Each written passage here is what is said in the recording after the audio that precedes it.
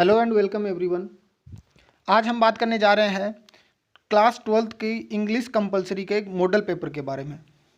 देखिए, इस model paper में जो बहुत ज़्यादा संभावना है क्वेश्चन पूछे जाने की, जो इम्पोर्टेंट है एग्ज़ाम के नज़रिए से, उनके बारे में हम बात करेंगे। देखिए, सबसे पहले हमें दिया हुआ आता है जो पेपर है हमारा, वो 4 सेक्शन में बटा हुआ रहता है, 4 पार्ट में अलग अलग डिवाइड रहता है, सबके अलग अलग मार्किंग होती है। तो सबसे पहले हम बात करें सेक्शन 1 के बारे में, जिसमें आता है पहला क्वेश्चन जो होता है चूज द करेक्ट अल्टरनेटिव। पहला क्वेश्चन होगा चूज द करेक्ट अल्टरनेटिव। इसमें हमें एक क्वेश्चन दिया जाएगा और साथ में उसके 4 ऑप्शन है, उनमें से आपको एक है वो चूज करना है। देखिए, पहला क्वेश्चन लिखा है on which language mister Hamel proud of in the story the last lesson. ये है लास्ट लेसन जो हमारा चैप्टर दिया गया है, उसमें पूछा गया है कि कौन सी लैंग्वेज है जिसके ऊपर मिस्टर हेमल है वो प्राउड फील करते हैं। तो उनकी लैंग्वेज थी फ्रेंच। तो हमारा ऑप्शन हो जाएगा यहाँ पर बी है वो राइट। नेक्स्ट लिखा है Mukesh was born in the family destined to make. भाई, मुकेश का जन्म एक ऐसे फैमिली में हुआ था जिनकी जो डेस्टिनी थी, भाग्य था, वो ये लिखा गया था कि आपको काम क्या करना है। वो मतलब उनकी जो फैमिली थी, उनका मेन काम क्या था वो पूछा गया है। तो उनकी जो फैमिली थी, मुकेश की फैमिली, वो थी बेंगल मेकर्स की। वो क्या करते थे? चूड़ी बनाने का काम करते थे। नेक्स्ट क्वेश्चन थर्ड लिखा है राजकुमार शुक्ला वाज। अब भाई, जो राजकुमार शुक्ला था वो कौन था? तो कैसा आदमी था? वो पुअर था या फिर रिच अमीर था? तो यहाँ पर गरीब अमीर की बात नहीं हुई थी। हमारे अंदर बुक के अंदर ये बताया गया था कि जो राजकुमार शुक्ला था वो एक इलिटरेट पीजेंट था, मतलब एक अशिक्षित किसान था, अनपढ़ था। फोर्थ लिखा है ऑन सीइंग हर मदर। ये अपनी माता जी को देखकर द पोइट फील्स, कि जो कवियत्री है वो क्या फील करती है। ये माई मदर एट 66 उसमें से लिया गया है कि अपनी माँ को देखकर उसको क्या फील होता है। तो माँ को देखकर क्या होती है? वो सैड फील करती है। क्यों? क्योंकि उसको पता था कि जो माँ है उसकी एज है वो क्या हो चुकी है? ओल्ड हो चुकी है। और क्या पता वो नेक्स्ट टाइम पे जब वो वापस आएगी तो वो मिल पाएगी कि नहीं मिल पाएगी। इसलिए वो क्या हो जाती है? सैड हो जाती है। पांचवा जो क्वेश्चन दे रखा है वो है what are the children compare to. ये बताया गया है कि जो बच्चे हैं उनको किससे कंपेयर किया गया है। ये है हमारी सेकंड जो पोइम दे रखी है an elementary classroom of a slum, उसमें से। तो लिखा है कि जो चिल्ड्रन है उनको कंपेयर किया गया है, तो इसमें आंसर हमारा हो जाएगा रूटलेस वीड्स। नेक्स्ट ऑप्शन है ए ब्लूमिंग प्लांट बैकवर्ड, या फिर ए प्लांट फुल ऑफ फ्लावर्स। नहीं, इसका आंसर क्या होगा? रूटलेस वीड्स के बारे में उनको बताया गया था। नेक्स्ट लिखा है at the back of the dim class, कि जो क्लास थी उसका जो अंधेरे वाला हिस्सा था वहाँ पर बैठा हुआ था। कौन बैठा हुआ था? तो इसका आंसर हो जाएगा ए एन अननोटिस्ड बॉय, कि एक लड़का था जिसके ऊपर किसी का ध्यान नहीं था, जो कि खिड़की के पास में बैठा था और बाहर जो गैलरी थी उनका खेल देख रहा था। उनका जो खेल चल रहा था उनको वो देखता रहा था खिड़की से बाहर बैठे बैठे। तो क्या आंसर हो जाएगा? An unnoticed boy. Seventh question है how are the aunt Jennifer's tigers described. भाई, जो आंट जेनिफर है उनके टाइगर को किस प्रकार डिस्क्राइब किया गया, उनके बारे में क्या बताया गया है?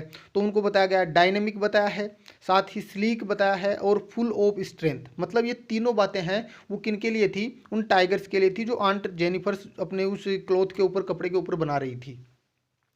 नेक्स्ट आठवां लिखा है ऑल द रेग पिकर्स चिल्ड्रन अपीयर लाइक। भाई, सबसे पहले बात हुई थी उन रेग पिकर्स के बारे में कि वो सुबह निकलते हैं और शाम को वापस अपने घरों में चले जाते हैं। तो उनके लिए पूछा गया है कि जो बच्चे हैं रेग पिकर्स है वो किस प्रकार दिखते हैं, किस प्रकार सामने आते हैं? मॉर्निंग बर्ड्स के, जिस प्रकार एक पक्षी है वो सुबह बाहर निकलता है, उसी के अनुसार या उसी के जैसे जो रेग पिकर्स के जो बच्चे होते हैं वो भी सुबह बाहर निकलते हैं और शाम को अपने घर में वापस लौट जाते हैं। नेक्स्ट लिखा है when the red trap seller entered the forge who noticed. भाई, सबसे पहले जो रेड ट्रैप सेलर था उस फोर्ज के अंदर एंटर करता है, रेड ट्रैप सेलर वाले में से है ये। तो उसने क्या नोटिस किया था वहाँ पर? तो क्या क्या वहाँ पर कौन था? एक तो मास्टर स्मिथ था, एक हेल्पर था उसके साथ में, और एक है बोथ ए एंड बी, दोनों। तो वहाँ पर दोनों बैठे थे और दोनों ने उसको नोटिस किया। 10वां लिखा है what is more important then an identity. ये उसी साहेब वाले पार्ट में से है कि उन लोगों के लिए उनकी आइडेंटिटी के बजाय उनको ज़्यादा महत्व, इम्पोर्टेंट क्या था उनके लिए? फूड था। भाई, उनको ना कोई आइडेंटिटी, पहचान से, किसी से कुछ मतलब है, बस उन्हें वो लोग वहीं रुक जाएंगे जहां उनको कुछ खाने को मिल जाएगा। नेक्स्ट है mister Hamel served for at the same place, कि भाई मिस्टर हेमल जो टीचर थे द लास्ट लेसन में, उन्होंने उस स्कूल में कितने साल तक, कितने समय तक काम किया था, कितने साल तक रुके थे एक ही जगह पर, 40 ईयर्स, 40 सालों तक वो उसी जगह पर काम करते आ रहे थे।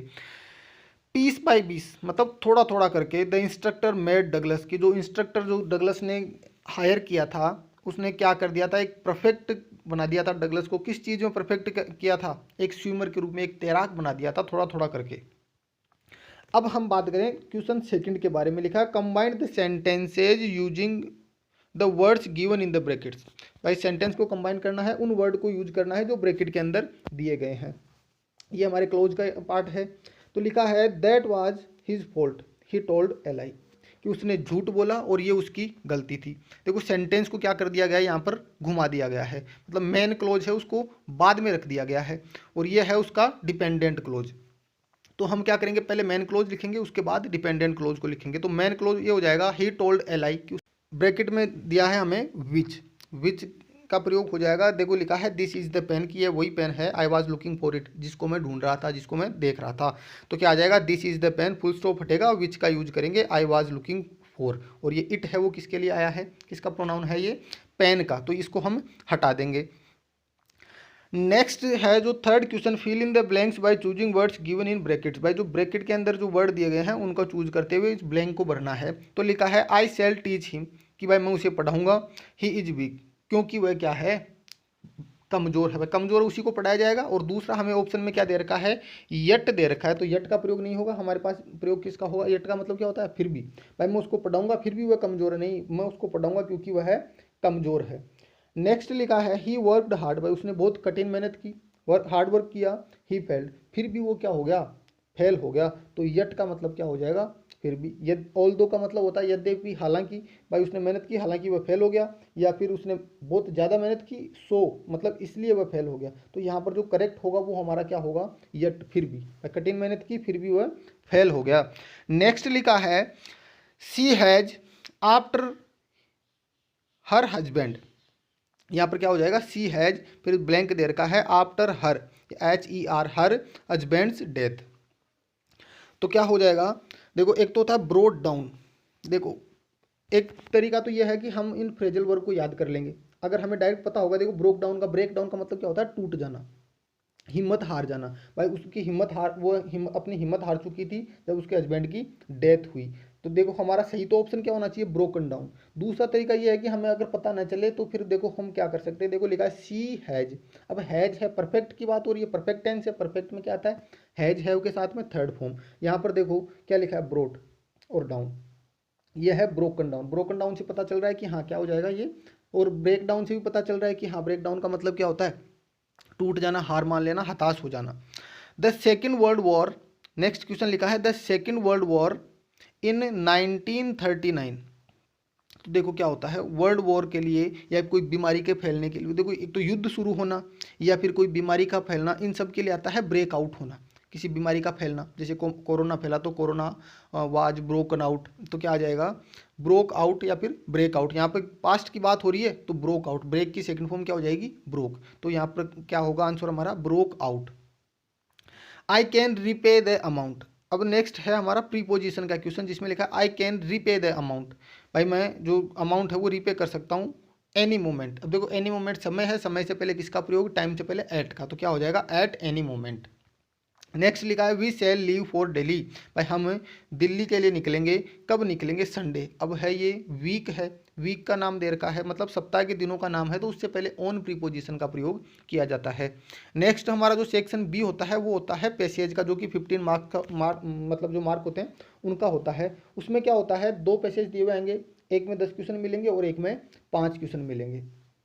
नेक्स्ट हम बात करें सेक्शन सी के बारे में। अब पैसेज मैंने यहाँ पर इसलिए नहीं लिया क्योंकि पैसेज का कुछ भी मतलब फिक्स नहीं है कि कहाँ से क्या पूछा जाए, और पैसेज में परफेक्ट होने के लिए क्या करना है कि हमें ज़्यादा से ज़्यादा प्रैक्टिस करनी होगी, फिर हमारे पास है कहीं से भी पैसेज आए हम आसानी से कर सकते हैं, इसलिए यहाँ पर मैंने पैसेज को ऐड नहीं किया है। सेक्शन सी लिखा है क्वेश्चन नंबर 6। अब ये देखिए एक एक नंबर की क्वेश्चन है, मतलब इनकी वर्ड लिमिट है वो कितनी होगी, 10 to 20 वर्ड्स, मतलब 10 से 20 वर्ड में इनका आंसर हमें दे देना होगा, और मार्क्स होगा हमारा 1 नंबर। लिखा है why do the people in the modern world want to escape, कि जो आधुनिक दुनिया है, जो मतलब वर्तमान का जो समय है, वहाँ के जो लोग हैं वो एस्केप क्यों करना चाहते हैं, मतलब यहाँ से बचना क्यों चाहते हैं, यहाँ से दूर क्यों ना चाहते हैं। क्योंकि लिखा है आंसर है the modern world is full of insecurities, कि जो वर्तमान का जो समय है, मॉडर्न वर्ल्ड है, वो पूर्ण रूप से भरा हुआ इनसिक्योरिटीज़, मतलब यहाँ पर सुरक्षित नहीं है कुछ भी। फियर, डर भी है। वॉर्स मतलब युद्ध, लड़ाई झगड़ों का है। वरीज और चिंताओं से भरा हुआ है, तो मतलब पूरा का पूरा टेंशन वाला काम है। तो यहाँ के लोग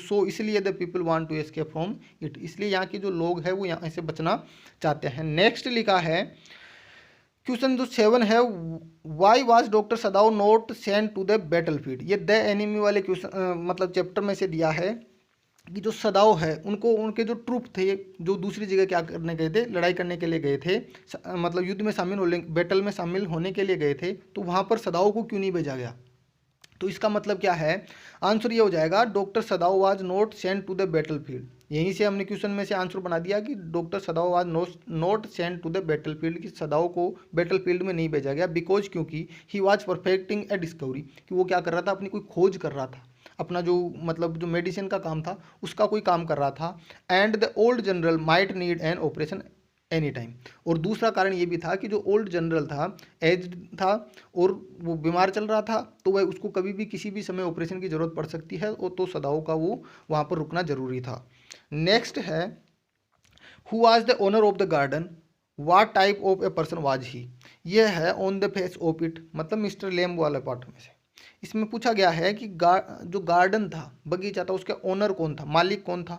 तो मालिक तो सीधी सी बात है, mister lame was the owner of the garden, जो ओनर थे वो कौन थे, मिस्टर लेम्ब। नेक्स्ट लिखा what type of a person was he, और वह किस प्रकार का आदमी था, उसका व्यक्तित्व, पर्सनैलिटी कैसी थी। तो ही वाज ए फेलो, कि वह एक इंसान था, हु लव्ड द लाइफ, वो अपने जीवन से, अपनी जिंदगी से प्रेम करता था।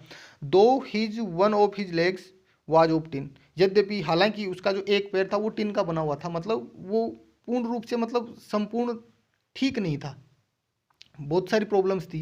एक पैर था वो टिन का था, फिर भी वो अपनी ज़िंदगी से प्रेम करना चाह रहा था, बल्कि जो डेयरी था वो क्या था, वो दुनिया से दूर भागना चाह रहा था भाई। उसका जो फेस था वो एसिड से बर्न हो चुका था, जल चुका था, तो वो इसलिए बताया गया है। नेक्स्ट लिखा है वाई डज जित क्लासा feel her freedom to have been lost. भाई जित क्लासा को ये फील क्यों हुआ कि उसके जो फ्रीडम है, स्वतंत्रता है, फ्रीडम है, वो लॉस्ट हो चुकी है, खो चुकी है। तो जित क्लासा feels her freedom to have been lost, भाई जित क्लासा को ये फील हुआ कि उसकी फ्रीडम है वो लॉस्ट हो चुकी है, बिकॉज क्योंकि सी वाज फोर्स, उस पर दबाव डाला गया, to get her hair cut, और उसके बाल काटने का दबाव डाला गया, अगेंस्ट हर विल, उसकी इच्छा के विरुद्ध, उसकी इच्छा के विरुद्ध उसके बाल काटने के लिए उस पर दबाव डाला गया, फोर्स किया गया। तो उसने सोचा, उसको लगा कि हाँ उसकी जो फ्रीडम है वो लॉस्ट हो चुकी है, अब वो अपने हिसाब से कुछ नहीं कर सकती। नेक्स्ट जो 10th क्वेश्चन है वो है what was the third level refer to, कि जो थर्ड लेवल है वो किस बात को रेफर करता है, किस बारे में ये जो चैप्टर है वो बताया गया है। तो ये बताया गया है the third level refers to another level at the grand central station in New York which the narrator imagine to exist, कि ये जो थर्ड लेवल है वो ग्रैंड सेंट्रल स्टेशन है न्यूयॉर्क का, वहाँ के लिए बताया गया है कि वहाँ पर जो थर्ड लेवल है वो एग्जिस्ट करता है, किसके अकॉर्डिंग, इमेजिन, कल्पनाओं के, नरेटर, मतलब जो नरेटर है उसकी कल्पना के अकॉर्डिंग जो थर्ड लेवल है वो एग्जिस्ट करता है। कहाँ पर, न्यूयॉर्क का जो grand level, grand central station है वो। इन रियलिटी, लेकिन वास्तविक में, मतलब वास्तविकता में, देयर वर ओनली 2 लेवल्स, भाई वास्तव में तो 2 ही थे, लेकिन according to the narrator, author जो लेखक है उनके अनुसार वहाँ पर कितने लेवल है, 3 लेवल है। अब है नेक्स्ट क्वेश्चन, 11th क्वेश्चन से हम बात करें, इनका जो वर्ड लिमिट है वो 30 to 40 वर्ड्स है, मतलब 30 से 40 शब्द में हमें आंसर देना है, और ये मार्क्स होंगे इसके 2, मतलब प्रत्येक क्वेश्चन है, ईच क्वेश्चन है वो 2 नंबर का होगा, और वर्ड लिमिट होगी 30 to 40 वर्ड, मतलब 3-4 लाइन में हमें इसको निपटाना होगा। लिखा है what did French notice that was unusual about the school that day, भाई जिस दिन फ्रेंच स्कूल जा रहा था, लेट जा रहा था, जैसे वो स्कूल में पहुंचता तो उसको क्या अनयूजुअल, वो मतलब असामान्य सा वहाँ पर नोटिस करता है वो, कि अलग क्या था उस दिन। अलग ये था, there use to be great hustle and bustle in the school on normal days, की जो सामान्य दिनों में क्या होते थे वहाँ पर बहुत हसल बसल, मतलब शोरगुल, शोर शराबा होता था, बट लेकिन that day there was silence all about the school, लेकिन उस दिन स्कूल में पूर्ण रूप से शांति, हर तरफ शांति फैली हुई थी। No noise of the opening and closing the desk, और दूसरे दिन क्या होती थी, मतलब जो डेस्क होती थी उनको खोलने बंद करने की आवाज़ होती थी, आज वो भी नहीं थी। There was no noise of repeating the lessons loudly in unison, और दूसरा क्या था कि जो छोटे बच्चे होते थे वो अपने लेसन को रिपीट करते थे लाउडली, यूनिसन मतलब एक आवाज़ में, एक शोर में, चौरस में। ये है। नेक्स्ट बात करें हम, 12th क्वेश्चन है, why did Gandhi ji scold the lawyers. भाई गांधी जी ने लॉयर्स को स्कोल्ड क्यों क्यों किया? स्कोल्ड का मतलब होता है डांटना। भाई डांटा क्यों, फटकारा क्यों, उनको उन पर गुस्सा क्यों किया? तो Muzaffarpur lawyers who frequently represented peasants groups in the court came to meet Gandhi ji. भाई जो मुजफ्फरपुर के लॉयर थे वो बार बार किसानों के ग्रुप को क्या करते थे, रिप्रेजेंट कर रहे थे, प्रेजेंट करते थे कोर्ट में, मतलब उनको वहाँ पर भेजते थे, अब मतलब अपनी जो शिकायत थी वो करने के लिए। अब उन लॉयर्स ने क्या सोचा, उनको गांधी जी के बारे में पता चला तो वो गांधी जी से मिलने के लिए आए। ही चीडेड देम, अब उन्होंने उसको सुनाया, मतलब उन पे गुस्सा किया। For charging big fee from the poor share croppers. भाई वो क्या करते थे, जो लॉयर्स थे वो जो पुअर शेयर क्रॉपर मतलब ये जो बटाईदार किसानों के लिए यूज किया गया है, कि उनसे वो बड़ी जो अमाउंट है, रकम है, वो लेते थे फीस के तौर पर। ही टोल्ड देम, और अब गांधी जी ने उनको बताया, that there was no use to take such cases to low court. तो गांधी जी ने कहा कि भाई आप ये कोर्ट के चक्कर छोड़ो, हम अपने स्तर पर अपने अकॉर्डिंग ही इसको देखेंगे। भाई कोर्ट में जाने का कोई मतलब नहीं है, हमें कोई फायदा नहीं मिलने वाला। क्वेश्चन है 12th, why has the mother been compare to the late winters moon. तो ये है कि भाई जो पोइटेस है उनकी मदर को लेट विंटर्स मून से क्यों कंपेयर किया गया है? तो लिखा है, the late winters moon appears dull, क्योंकि जो सर्दियों का जो मून होता है वो कैसे दिखाई देता है? डल मतलब एकदम बिना किसी एनर्जी का, नीरस दिखाई देता है। वोन मतलब रंग उड़ा हुआ, एंड सिकली और बीमार सा दिखाई देता है। इट लॉसेज इट्स ब्राइटनेस, साथ ही वो अपनी ब्राइटनेस, चमक है, उसको भी वो क्या कर देता है, लॉस कर देता है, खो देता है। And winter is the symbol of old age, और अकॉर्डिंग टू द पोइट, मतलब पोइट के अनुसार जो विंटर है मतलब सर्दी का समय है, वो ओल्ड एज का एक सिंबल, प्रतीक माना गया है। The mother is also looks dull. अब दूसरा है कि वहाँ क्यों तुलना की गई है, अब वो बताया गया क्योंकि उसकी माता जी है वो भी डल, वॉन एंड सिकली दिखाई देती है, जैसे कि वो मून दिखाई देता है। हर फेस लुक्स पेल, और उनका जो फेस है वो लुक्स दिखाई देता है पेल, पीला हुआ, एंड एसन लाइक्स मतलब राख के समान रंगहीन दिखाई देता है। एज दो, इसलिए इट हैज लॉसेज, और इसी प्रकार it has losses it's brightness, और जिस प्रकार चांद जो मून है उसने अपनी ब्राइटनेस खो रखी है, उसी प्रकार किसने खो रखी है, उसकी मदर के फेस ने। तो इसलिए उसको क्या किया गया, कंपेयर किया गया लेट विंटर्स मून से।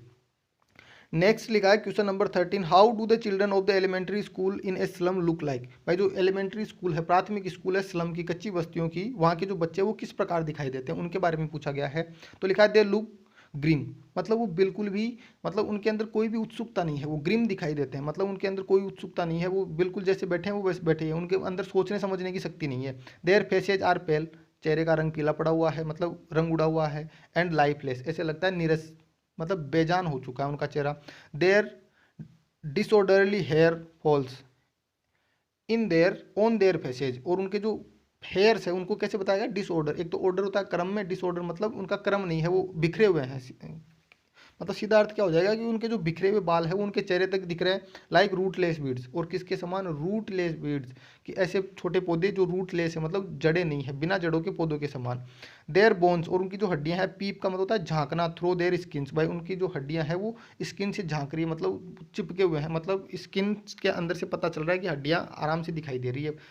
येट ए लिटिल, फिर भी a little boy has dreams in his eyes, लेकिन फिर भी एक अलग बात बताएगी कि एक छोटा लड़का भी वहाँ पर होता है, जो भी हमने पीछे बात की थी एक छोटे बच्चे के बारे में जो अननोटिस्ड था, तो वो अपने आंखों में अभी भी कुछ ना कुछ सपने ले रखता है, जो बाहर जो स्क्विरल्स गिलहरी का खेल चल रहा था उनको देखकर। क्वेश्चन नंबर 14 दिया है, what will counting up to 12 and keeping still help us achieve.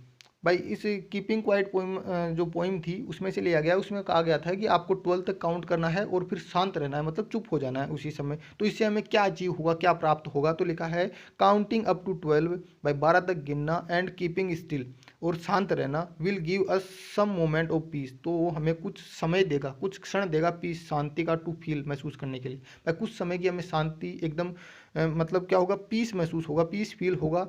The beauty of life, जो कि क्या है, एक जीवन का जो सुंदरता है वो, मतलब एकदम शांत माहौल दिखाई देगा। And restore energy to move in the right direction, और हमारे अंदर की जो एनर्जी है वो रिस्टोर होगी, मतलब दोबारा से हमारे अंदर एनर्जी आएगी जो कि हमें आगे बढ़ने के लिए प्रेरित करेगी, कहाँ पर, राइट डायरेक्शन में, सही दिशा में। क्वेश्चन 15 देर का है, what do the tigers in the poem symbolise, कि जो ये पोइम दे रखी है आंट जेनिफर्स टाइगर्स, उसके अंदर जो टाइगर है वो क्या सिंबलाइज कर रहे हैं, मतलब किसका प्रतीक माना गया है यहाँ पर। The tigers on the cloth embroidered by aunt Jennifer, भाई जो आंट जेनिफर एम्ब्रॉयडर कर रही है मतलब बुन रही है क्लोथ उस कपड़े पर, are symbols of courage.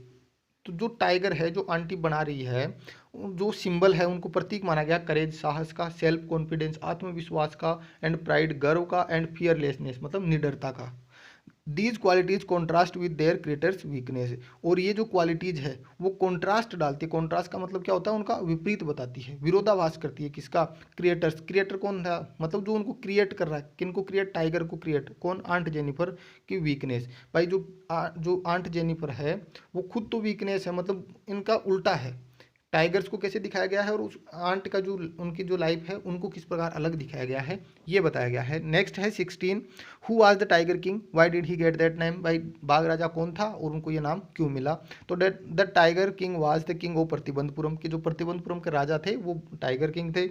At the time of his birth, की जब उनका जन्म हुआ, रॉयल एस्ट्रोलॉजर्स की जो उनके शाही जो ज्योतिषी थे उन्होंने प्रिडिक्ट किया था, घोषणा मतलब भविष्यवाणी की थी, his death to be caused by a tiger. भाई उनकी जो डेथ है वो किसके कारण होगी? एक बाघ के कारण होगी। व्हेन ही ग्रू अप, जैसे ही जो टाइगर किंग है वो बड़ा होता है, ही हंटेड 99 टाइगर्स, उन्होंने शिकार किया 99 टाइगर्स का, for killing so many tigers, और अब भाई बहुत ज़्यादा बाघों को मारने के लिए ही गॉट द नेम, तो उनको ये नाम दे दिया गया टाइगर किंग। नेक्स्ट 17 है, why did Bama feel that the elderly man's behaviour was funny. Bama को ये फील कैसे हुआ कि जो ये बूढ़ा आदमी है उसका बिहेवियर वो फनी था, मजाकिया था। कैसे? While returning home one day, की एक दिन जब वो अपने घर लौट रही थी, बामा सा, तो बामा ने देखा एन ओल्डरली मैन, एक बूढ़ा आदमी, कैरिंग ए फूड पैकेट, की एक खाने का पैकेट लेके जा रहा था, बाई इट्स स्ट्रिंग, उसके धागे को पकड़ते हुए। धागे को पकड़ मतलब जो बैग के पकड़ने का जो ऊपर का हिस्सा था उसकी बात हो रही है। He was keeping the packet away from him, और उसने क्या कर रखा था, उस पैकेट को अपने शरीर से, अपनी बॉडी से दूर कर रखा था, हमारे उसके शरीर पे टच ना हो जाए। This way of holding the packet seemed very funny to her. अब उसने ऐसा तरीका कभी देखा नहीं था कि इस प्रकार से कोई पकड़ के ले जा सकता है, कि भाई आराम से भी तो चल सकते हैं। तो ये देखकर उसको वो क्या लगता है, वो ज़्यादा फनी लगता है। How did Charlie reach the third level of grand central station. अब है ये थर्ड लेवल में से कि जो चार्ली जो राइटर है वो वहाँ पर कैसे पहुँचे थर्ड लेवल पे, तो वो बताना है। तो वन इवनिंग की एक शाम को Charlie reach the grand central station, की चार्ली था वो अपने घर जाने के लिए जल्दबाजी में था, घर पे जाने के लिए। तो वो क्या करता है, ग्रैंड सेंट्रल स्टेशन पे जाता है। ही स्ट्रेंजली हैपन टू नोटिस, वो अचानक से उसको एक अजीब सा एक नोटिस होता है, ध्यान जाता है अजीब सी वस्तु की तरफ, जो है एक डोरवे, एक दरवाजा बना हुआ था। एंड फॉलोड द स्टेप्स, अब वो क्या करता है, उस दरवाजे को देखता है, वो दरवाजा पहली बार उसको दिखाई देता है, तो क्या करता है उसके अंदर क्या करता है, फॉलोड द स्टेप्स, तो वो उसके आगे बढ़ जाता है, उस दरवाजे से होते हुए आगे बढ़ जाता है। दैट लेड हिम, जो कि जो दरवाजा था उसको ले जाता है to the third level of grand central station. उस दरवाजे से होते हुए वो कहाँ पहुंच जाता है, थर्ड लेवल पे पहुंच जाता है। Answer the following question in about 60 to 80 words. ये है हमारे 3 नंबर के क्वेश्चन, जिनका आंसर हमें करना होगा 60 to 80 वर्ड्स। देखिए पहला क्वेश्चन लिखा, इनका आंसर मैंने नहीं दिया है, वो आप अपनी बुक में से एक बार देख सकते हैं, क्योंकि इनका जो आंसर है वो आसानी से पासबुक के अंदर मिल जाएगा। देखिए पहला लिखा है, क्वेश्चन 19 है, attempt the character sketch of peddler in the story red trap, कि जो रेड ट्रैप पेडलर था या फिर जो रेड ट्रैप सेलर था या पेडलर, देखो इसका नाम आ सकता है रेड ट्रैप सेलर या फिर पेडलर, या फिर क्या है जो पेडलर इन द स्टोरी, वो एक ही बात है, पूछा जा सकता है कि उसका कैरेक्टर स्केच क्या था, वो कैसा दिखता था, व्यवहार क्या था, क्या सोचता था वो। नेक्स्ट इसमें जो क्वेश्चन आएगा साथ में, how did the instructor build a perfect swimmer, की जो इंस्ट्रक्टर था ये था ये है हमारे डीप वाटर में से, कि जो इंस्ट्रक्टर था उसने डगलस में से एक परफेक्ट स्विमर, एक पूर्ण तैराक किस प्रकार तैयार किया, तो वो पूरी मतलब जो डिटेल थी वो बतानी होगी। हाउ, और इसी का जो क्वेश्चन है वो दूसरे तरीके से, यही क्वेश्चन दूसरे तरीके से पूछा जा सकता है, how did the author emerge a perfect swimmer. भाई जो ऑथर है डगलस है वो इमर्ज होता है, प्रकट होता है, मतलब अपने आप को तैयार करता है एक परफेक्ट स्विमर के रूप में, बाय हायरिंग ए इंस्ट्रक्टर। भाई एक इंस्ट्रक्टर को हायर करके वो अपने आप को किस प्रकार तैयार करता है, तो किस प्रकार तैयार करेगा, जैसे जैसे इंस्ट्रक्टर बताएगा, तो वही क्वेश्चन पहले में पूछा गया है, ये पूछने का तरीका दूसरा है, आंसर दोनों का सेम होगा। What did Gandhi ji do about the cultural and social backwardness of the Champaran village at that time, कि उस गांव में सोशल मतलब सामाजिक और जो सांस्कृतिक अपलिफ्टमेंट बैकवर्डनेस पिछड़ापन था उसको अपलिफ्ट करने के लिए, बढ़ाने के लिए, ठीक करने के लिए, सुधार करने के लिए क्या क्या किया था, तो वो दवाइयों की व्यवस्था की गई थी, स्कूल बनवाए गए थे, ये सब वो इसमें बताने होंगे। नेक्स्ट इसमें दे रखा है question, describe the place where Mukesh lives, कि उस स्थान को बताना है जहाँ पर मुकेश रहता है, कहाँ पर, फिरोजाबाद की बात हो रही है तो या तो फिरोजाबाद की लिविंग कंडीशन बतानी है, दूसरी सीमापुरी जहाँ पर साहेब रहता है, तो दोनों जगह की लिविंग कंडीशन हमें याद होनी चाहिए, दोनों में से कोई भी एक पूछी जा सकती है। नेक्स्ट लिखा है क्वेश्चन 21 दे रखा है, why did Charlie want to visit Galesburg with his wife. भाई जो चार्ली है वो गेल्सबर्ग क्यों जाना चाहता था अपनी वाइफ के साथ में। तो भाई जब वो वहाँ पर गया था उसने वहाँ के बारे में सुना था कि वो जो पुराने जो 19th सेंचुरी थी उस समय वह गेल्सबर्ग में क्या क्या होता था। सर्दी जो गर्मियों के दिन बड़े होते थे, शाम के समय लोग बाहर बैठते थे, बातें करते थे, लोन में बैठते थे, वो सब बातें देखता है, वो सुना हुआ है उन सब के बारे में। तो वो सब वो खुद एक्सपीरियंस करने के लिए वहाँ पर जाना चाहता है। What is the message of the story the enemy. जो द एनिमी स्टोरी है उससे हमें क्या मैसेज मिलता है। जो देशभक्ति है या फिर जो अपना जो वर्क है उसको इम्पोर्टेंस देना है, ये सब हमें बताना है डॉक्टर सदाऊ की लाइफ से जुड़ा हुआ।